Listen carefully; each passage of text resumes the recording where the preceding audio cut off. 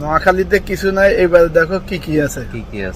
এক শিল্পপতি একবার বলেছিলেন, নোয়াখালীর মানুষ ম্যাট্রিক পাশ করে মায়ের পেট থেকে ভূমিষ্ঠ হয়। কৌতুক করে বলা হয়, চাঁদে বা মঙ্গল গ্রহে মানুষের আবাস খুঁজে পেলে সেখানেও কোনো না কোনো নোয়াখাইল্লা অবশ্যই পাওয়া যাবে। আসলে নোয়াখালীর মানুষের চিকন বুদ্ধি দেশ জুড়ে আলোচিত একটি বিষয়। জেলাটির সূক্ষ্ম বুদ্ধি সম্পন্ন মানুষরা ব্যাপক পরিশ্রমী ও অধ্যবসায়ী। জীবনের সফলতার জন্য ঝুঁকি নিতে পারেন তারা, পারেন নিজেদের আলাদা একটা অবস্থান তৈরি করে নিতে। নোয়াখালীর মানুষের মধ্যে এলাকা ভিত্তিক ঐক্যের ধারণাও জোরালো। যেখানে নোয়াখালীর একজন মানুষ আছে, তারা চেষ্টা করেন সেখানে আরেকজনকে টেনে তুলতে। এসবের জন্যই তাদের সফলতার হার অন্য অঞ্চল থেকে বেশি। দেশের সবচেয়ে ধনী জেলাও নোয়াখালী। এই জেলায় জন্মেছেন শহীদ বীরশ্রেষ্ঠ মোহাম্মদ রুহুল আমিন, শহীদ বুদ্ধিজীবী মুনীর চৌধুরী, শহীদ সার্জেন্ট জহুরুল হক, বাংলাদেশের রাজনীতির রহস্যপুরুষ সিরাজুল আলম খান, স্বাধীন বাংলাদেশে ঢাকা বিশ্ববিদ্যালয়ের প্রথম উপাচার্য মোজাফফর আহমেদ চৌধুরী, শিক্ষাবিদ ও লেখক মোতাহার হোসেন চৌধুরী, অবিভক্ত বাংলার প্রথম মাইনিং ইঞ্জিনিয়ার ওবায়দুল্লাহ,